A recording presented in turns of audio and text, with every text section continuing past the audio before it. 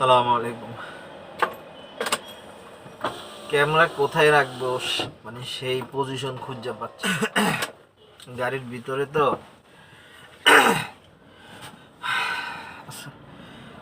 আসসালামু আলাইকুম বন্ধুরা, অবশ্য আমাকে চিনতে পারতেছেন।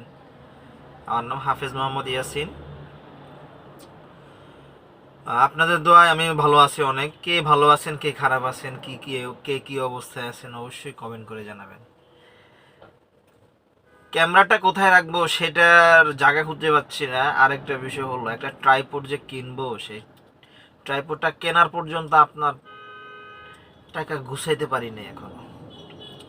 আপনাদের জন্য যে একটা সুন্দর ভিডিও নিয়ে আসবো, সেই ভিডিওটা সুন্দর যেন হয় সেই জন্য একটা ট্রাইপড কিনবো। সেই ট্রাইপড কেনার জন্য টাকা গুছাইতে পারি না, টাকা নাই এমন না।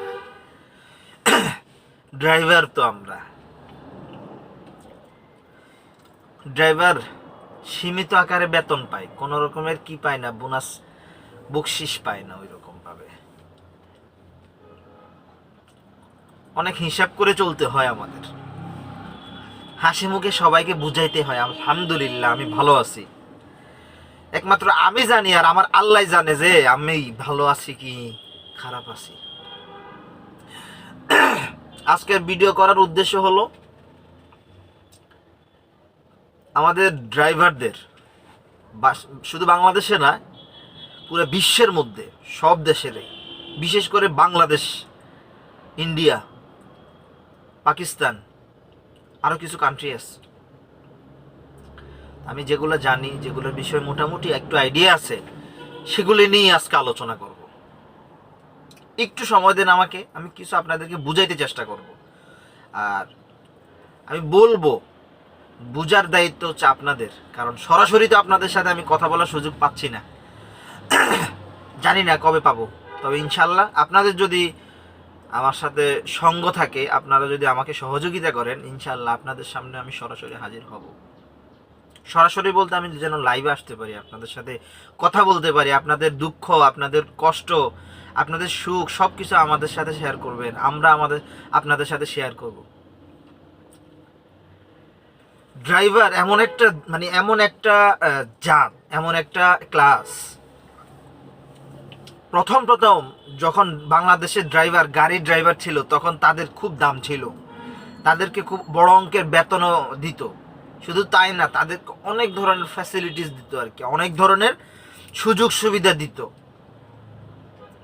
কিন্তু সেই মূল্যায়ন, সেই সুযোগ সুবিধা, সেই একটা যত্ন এখন নষ্ট হয়ে গেছে। মানুষের মন থেকে ড্রাইভারের ইয়েটাই উঠে গেছে। তারা মনে করে এখন যারা আর কি, যাদের গাড়ি আছে, যারা গাড়ি অ্যাফোর্ড করতে পারে, তাদের কথাই বলতেছি। যারা গাড়ি এবং ড্রাইভার অ্যাফোর্ড করতে পারে, তাদের কথাই বলতেছি।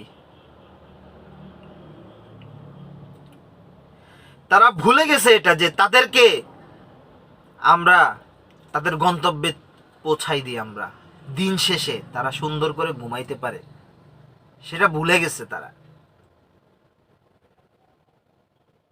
সারাদিন ঘোরাফেরার করার পরেও 2টা টাকা বেতনের বাহিরে 2 টাকা দিয়ে বলে না যে এই নাও খাও। হ্যাঁ, আমি সবার কথা বলতেছি না। পৃথিবীতে সবাই যদি এক হইতো তাহলে তো সমস্যা হয়ে যেত, পৃথিবী টিকতো না। পৃথিবীতে যদি সবাই জালিম থাকতো তাহলে কি হইতো, পৃথিবী টিকতো না। পৃথিবীতে ভালো মানুষ আছে বিদেই এখনো পর্যন্ত পৃথিবী টিকে আছে। খুব কষ্টে এই ভিডিওটা করতেছি জানেন, আমার কান্না আসতেছে, কাঁদতে পারতেছি না। কি কান্না করে কি লাভ? কোনো লাভ নাই।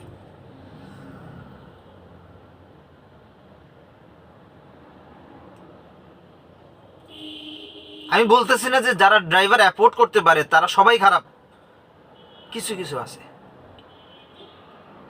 ড্রাইভারদের কষ্ট বুঝে না।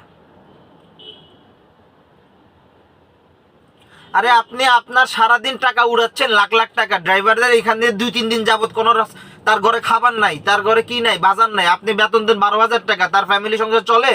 আপনার যদি মাসে লাগে 1 লাখ টাকা, কিভাবে সে 5 জন মাসে 12,000 টাকা দিয়ে খায় চলে? জানেন আপনি? কিভাবে জানবেন আপনি? কোনো জানার সিস্টেম নেই। আমাদেরকে আল্লাহ চালায়, আমরা আল্লাহর উপরে ভরসা রাখি। আপনাদের উপরে ভরসা রাখি না। আমরা এটাও চিন্তা করি না যে আমাদের চাকরিটা আজকে আছে, কালকে চলে যাবে। যাজ্ঞা, আল্লাহ আমাদেরকে ফয়দা করছে, আল্লাহ আমাদেরকে মানুষ বানাইছে, আল্লাহ আমাদেরকে দুনিয়াতে পাঠাইছে, আমাদের রিজিক পাঠাইছে না? কোরআন হাদিসের আলোকেই তো আছে। আমাদের রিজিক তো আল্লাহ আমাদের জন্মের পরে, জন্মের কত হাজার বছর আগে থেকে আপনার আমাদের রিজিক ঠিক করে রাখছে। খাবো কি খাবো না, আমরা যদি না খাই তার মানে আল্লাহ ঠিক করে রাখছে যে তুই আজকে খেতে পারবি না, আর যদি খাই তার মানে এটাই আল্লাহ ঠিক করে রাখছে তুই আজকে খেতে পারবি। যেখানেই কাজটা কেন, গাড়ির ভিতরে হোক, টয়লেটের সামনে হোক, যেখানে হোক, তুই আজকে খাতে পারবি, আল্লাহ ঠিক করে রাখছে।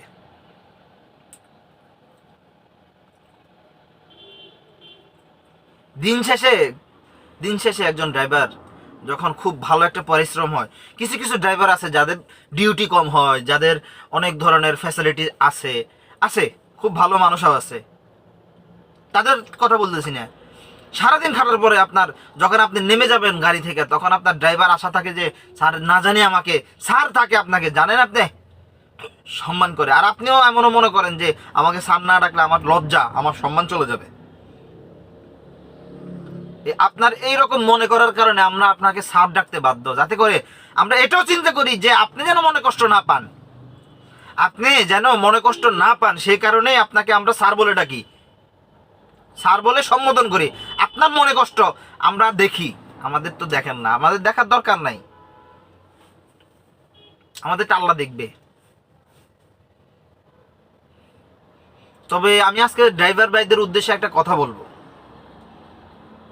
আমি ড্রাইভিং লাইনে আসছি বেশি দিন হয়নি, অল্প কয়েকটা বছর হয়েছে। যে অভিজ্ঞতা নিয়েছি আলহামদুলিল্লাহ অনেক, আমার মনে হইতেছে আমি 20 বছর যাবত গাড়ি চালাই, কিন্তু 20 বছর চালাই না, তবে আমার 20 বছরের অভিজ্ঞতা হয়ে গেছে। খুব কষ্টে আজকে ভিডিওটা বানাইছি। আমি একটু আগে একটা ওয়াজ শুনছিলাম, তো ওয়াজটা হচ্ছে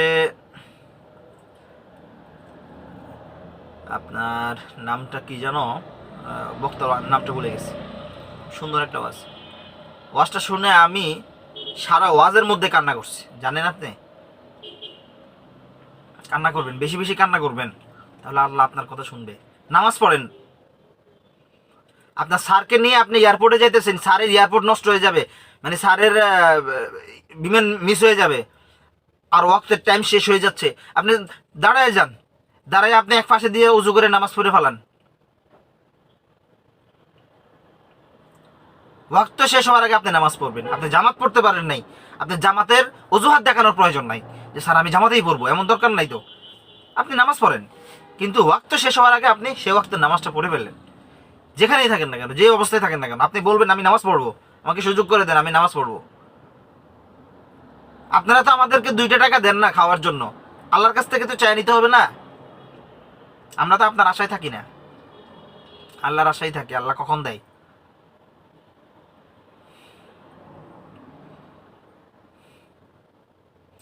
ড্রাইভার ভাইদের উদ্দেশ্যে একটা কথা বলি, সেটা হলো বিশেষ করে যারা নতুন নতুন ড্রাইভার হচ্ছে আর কি, তাদের মানে তারা হওয়ার কারণ আছে। সেটা হচ্ছে ড্রাইভিং জগৎ এমন একটা জগৎ, 100% রিক্স, কি নাই রিক্স ছাড়া নাই, 100% রিক্স। আমি এই গাড়িটা এখান থেকে নিয়ে সামনে আগাবো, আমার গাড়িটা অ্যাক্সিডেন্ট হবে না, অথবা আমি গাড়িটা কোনো সমস্যা হবে না, এটা কোনো গ্যারান্টি নেই। আমি লকডাউনের ভিতরে কুয়াকাটে আপনার পটুয়াখালী একটা ট্রিপ নিয়ে গেছিলাম, সরি পটুয়াখালী না, বরিশাল একটা ট্রিপ নিয়ে গেছিলাম। ওইখান থেকে আমি পটুয়াখালী যাচ্ছিলাম একটা উদ্দেশ্যে। তো সেখানে যাওয়ার পথে আমি খালি গাড়ি, আমি সেখান থেকে 3 জন যাত্রী নিলাম, 3 জন যাত্রী 300 টাকা, পটুয়াখালীর আগে এক জায়গায় নেমে যাবে, 300 টাকা আমি নিলাম। কিছু দূর আগাইতে একটা ফেরি আছে, ফেরি পার হয়ে আমি কিছুদিন না আগাইতে আমার গাড়ির ব্রেক ফেল হয়ে গেছে। আল্লাহর কি অশেষ রহমত যে রাস্তাটা ফাঁকা ছিল, আর হইলো আপনার, আর আমার মাথাও ঠান্ডা ছিল, আর আমার গাড়িও ভালো ছিল, আর আল্লাহর অশেষ রহমত ছিল। আমি খুব সুন্দর করে ব্রেকটা কন্ট্রোল করে ফেলেছি। কোনো গ্যারান্টি আছে আমরা কখন মারা যাব?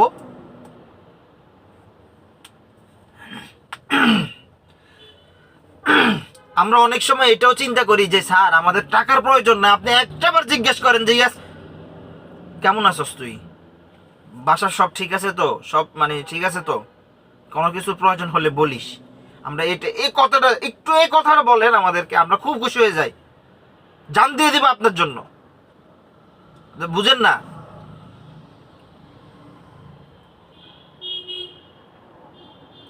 আমরা যখন ঢাকা থেকে বাইর হয়ে যাই, ঢাকাতে একটা ছোট্ট এরিয়া, এটার মধ্যে ঘোরাঘুরি করলে কি হয়, ঢাকা থেকে যখন বাইর হয়ে আমরা কখনো হাইওয়েতে উঠি, তখন আমরা পারি না যে সাদা কাপড় পইরা কাফনের কাপড়টা ফরাইয়া পেঁচাইয়া তারপরে বাইরে। গ্যারান্টি নাই তো কখন চলে যাব। আল্লাহ সবাইকে নিবে, কোনো না কোনো ভাবেই নিবে।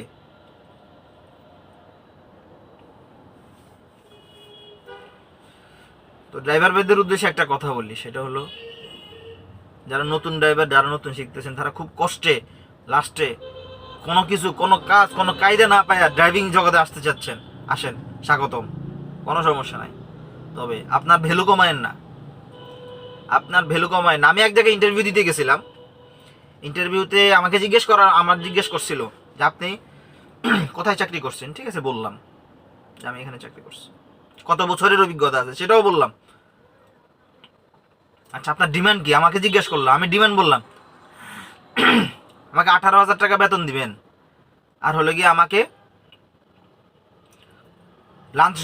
লাঞ্চের সময় যদি বাইরে থাকেন অবশ্যই আমাকে লাঞ্চ করাইতে হবে, আর হলো আমাকে যদি রাত 9টার পর থেকে যদি আমাকে কখনো আধা ঘন্টার জন্য ডিউটি করার 100 টাকা করে দিতে হবে। আপনার ডিমান্ড কমাবেন না কখনো, আপনি আপনার জায়গায় ঠিক থাকবেন।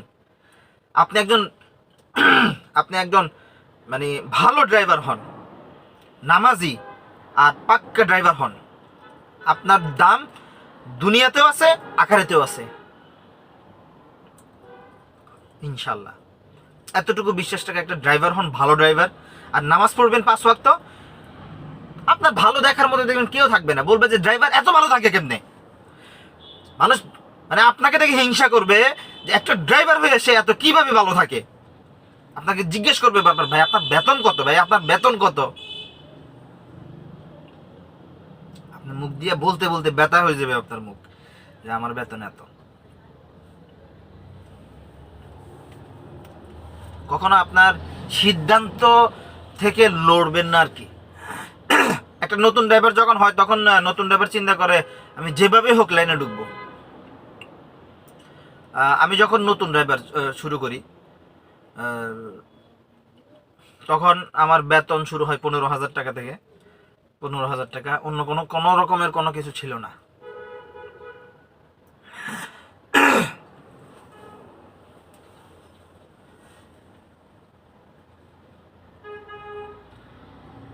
যখন আমার এক ওস্তাদে আমাকে এই চাকরিটা ঠিক করে দেয়, তখন আমাকে জিজ্ঞাসা করছে কত বেতনের মধ্যে চান। আমি 15,000-এর নিচে না। ওই মিয়া আপনি নতুন ড্রাইভার, এত ডিমান্ড করেন কেন, আমাকে এটা বলে। আমি নতুন ড্রাইভার ঠিক আছে, কিন্তু আমার ভিতরে এতটুকু বিশ্বাস আছে যে আমি 20 বছরের যে অভিজ্ঞতা ড্রাইভার আছে না, তার সাথে আমি পাঙ্গাল গাড়ি চালাতে পারবো ইনশাল্লাহ। না কয় তা ঠিক আছে, সমস্যা নেই, আপনার ডিমান্ড ঠিক আছে, ঠিক আছে আপনার দেখে আমি তাহলে এইভাবে চাকরি। উনি আমাকে চাকরিটা ঠিক করে দিয়েছে 15,000 টাকা বেতনে, আল্লাহ আমাকে মিলাই দিচ্ছে। আরে ভাই নতুন হয়েছি তো কি হয়েছে, ড্রাইভিং জানি তো, ড্রাইভিং তো জানি, 100-তে 100-তে জানি।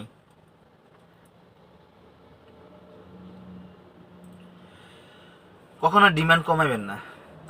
কিছু 2-1 জনের কারণে জানেন আমাদের খুব কষ্ট হয়, 2-1 জনের কারণে। ওনারা খুব কষ্টে আছে, মানুষদেরকে বুঝায় যে আমরা খুব কষ্টে আছি ভাই, আমার 12,000 না, আমার 10,000 টাকা ড্রাইভিং এর চাকরি হইলে হবে। আপনি 10,000 টাকা তো আপনি এমনি কামাতে পারেন রে ভাই। আপনি এত রিস্কওয়ালা কাজ নিয়ে 10,000 টাকা কামাই, আপনার ফ্যামিলির জন্য কামাইতে গিয়ে আপনার জান দিবেন? আপনার জান যাবে আমি এটা বলি নাই, আমি বলতেছি আর কি, কথার কথা। মাত্র 10,000 টাকার জন্য আপনি এটা করবেন? যে লোক মাসে 1 লক্ষ টাকা খরচ করে তার ফ্যামিলিকে হ্যাপি রাখতে পারে না, সেই লোকের কাছে আপনি যাবেন মাত্র 10,000 টাকা বেতনে চাকরি করতে? চিন্তা করে যেন। তবে কিছু লোক আছে যাদের কাছে যাওয়া যায়, তারা ড্রাইভার অ্যাফোর্ড করতে পারে না, তারপরে ড্রাইভার অ্যাফোর্ড করে, এইটা চিন্তা করে যে না একটা ড্রাইভারের কি হোক, আমার থেকে একটু আমার উসিলে সে একটু ভালো থাকুক, এটা চিন্তা করে তাদের কাছে যান, সমস্যা নাই। কিন্তু যাদের টাকা থাকা সত্ত্বেও তারা কি চায়, আমাদের মতো আমাদের মতো গরিব মধ্যবর্তী ছেলেদেরকে, মধ্যবিত্ত যারা, তাদেরকে তারা দমায় রাখতে চায়, তাদের কাছে যায় না।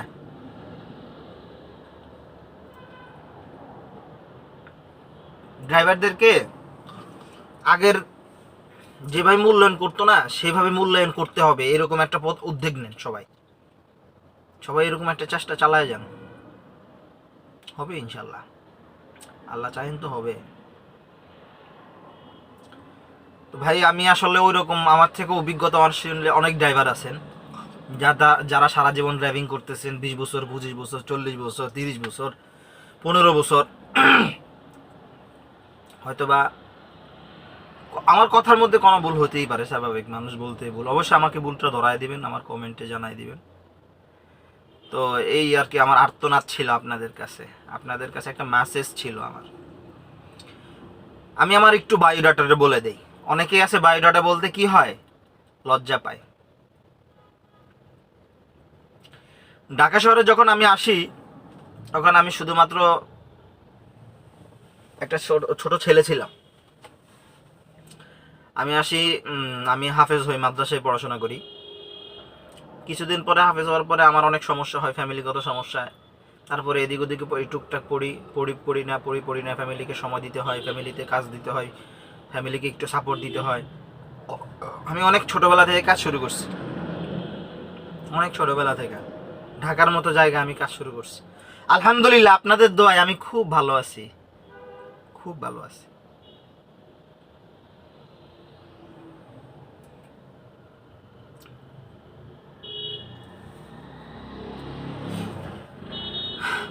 প্রথম আমি আমার ইউটিউব চ্যানেল ঘাটলে দেখতে পারবেন আমি প্যান্ট শার্ট পরা ছিলাম। আবার অনেক কিছু ভিডিওতে দেখবেন যে আপনার পাঞ্জাবিও ছিল। আমি যখন ড্রাইভিং জগতে প্রথম আসি, তখন দেখি যে ড্রাইভিং জগতে অনেক কাজ। আমার ধরেন আমি যদি একটা চাকা লিক হয়, পাল্টাতে গেলে আমার পুরো জামাটা নোংরা হয়ে যাবে। এই কারণে আমি কি করি, আমি প্যান্ট পরি, তবে সুন্নত তরিকাই পরি, সুন্নত তরিকাই পরতাম। আমি আমার পায়ের গিরের নিচে যেন না যায় সেদিক থেকে খেয়াল রাখতাম।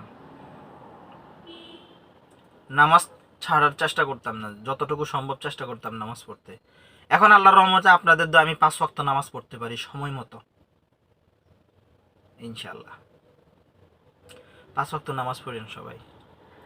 আর আপনাদের ডিমান্ড আপনারা কমায়েন না, সবাই চেষ্টা করেন আমাদের দামটা আগের জায়গায় নিয়ে আসতে।